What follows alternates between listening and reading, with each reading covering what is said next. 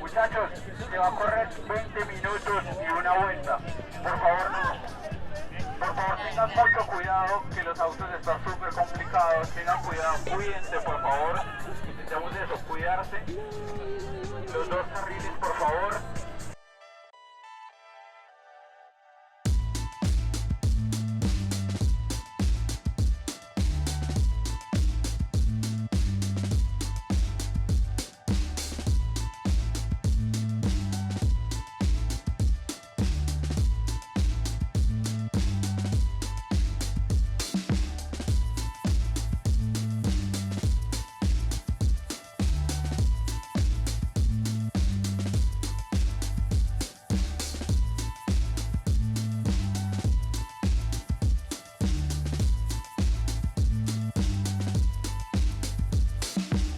Hey, it's Friday night and we're on our way to Crudo Crit to see fixed gear bike racing in the center of town. It's right on the back side of the Retiro train station, which is the train station here in the center of the city. It's between that train station and one of the biggest slums in the city.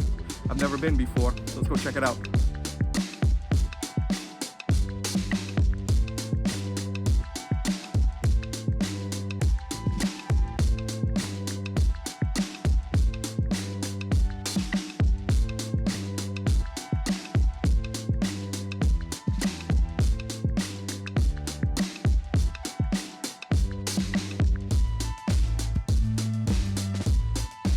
Now I'm here with, ¿cómo te llamas?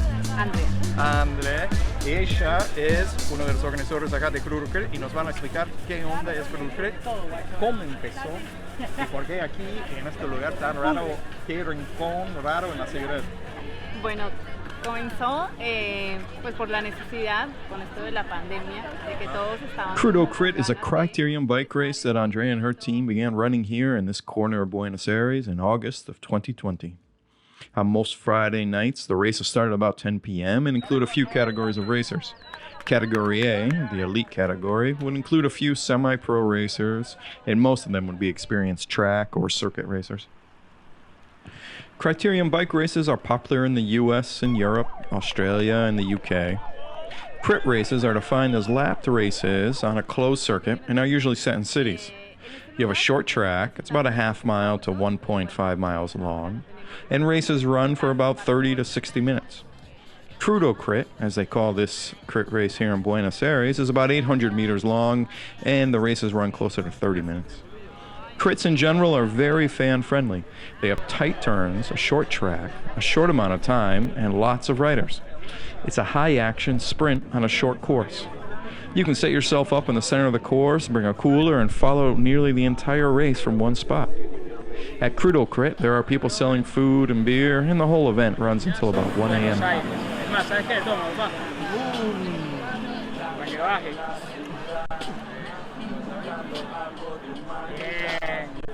Oh man!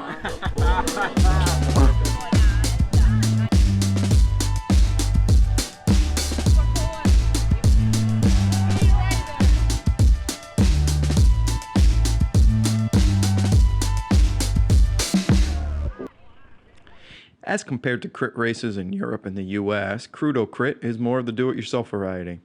It's a bit different than other crit races in that they don't close the roads. As Andrea explained, this is totally unsanctioned. It's just a group of people who love bikes and love competing, decided to come here and race through the streets in a quiet corner of the city. The cops pass by but leave well enough alone, and there are volunteers who try to pause the traffic as the racers take a corner. But nonetheless, a good part of the race is buzzing past trucks heading to the port, and the 45 bus repeatedly, incessantly speeding through the course without touching their brakes. All right, so this is our man Teo here, our #1 racer of the whole bit. Hopefully, He wins Class B every single time. Never won. Not even close. So Teo, tell us, man, how did you find this place, and why do you race? I race in category B. Yeah. On fixed gear bikes, which is what this whole race is about. Yeah. And here's a crucial point about the Crudo Crit. They only allow riders on fixed gear bikes to compete. A fixed gear bike, or fixie, is a bike whose drivetrain has no freewheel mechanism. It means you can't coast. If the back wheel is moving, the pedals are moving. There's no relaxing. In almost all cases, there are no brakes. Actually, at Crudo Crit, they prohibit brakes on bicycles in category A and B. So the only way to stop is to throw your full body weight against the turning pedals and drivetrain. I've tried it. It's very hard to do. But there's more to it. The skill in the Crudo Crit is negotiating the tight corners on a bike where the pedals never stop moving. So you need to corner tightly, which means leaning into the corner and dipping the bike to the inside. But not too much, because your inside pedal is still moving and will hit the ground if you lean into the corner too much. And you've got riders just in front and just behind. Accidents happen. This fixed gear is like kind of famous in Latin America for the amount of people. You can get events like this that are like completely like DIY sort of culture, like that made by the people that are racing in these events, and hundreds of people come. So it's pretty exciting.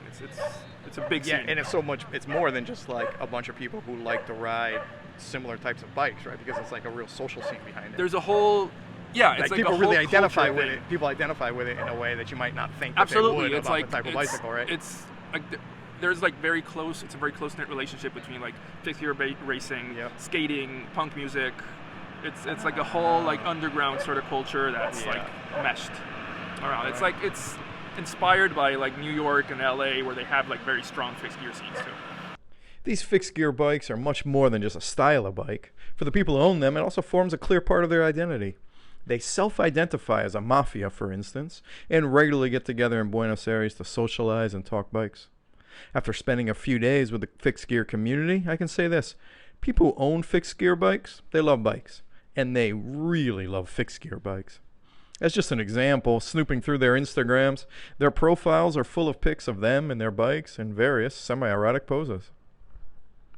I owe this video and any knowledge I have of fixed gear bikes to this fixed gear mafia, as they like to call themselves. Not long ago, I was at one of my favorite bars here in town when the fixed gear mafia showed up. They filled the sidewalk with sleek fixed gear bikes. Quickly, the tattoos outnumbered the patrons by about 300 to 1. And when I asked about the ruckus, the friendly crowd directed me here to these iconic Friday night races.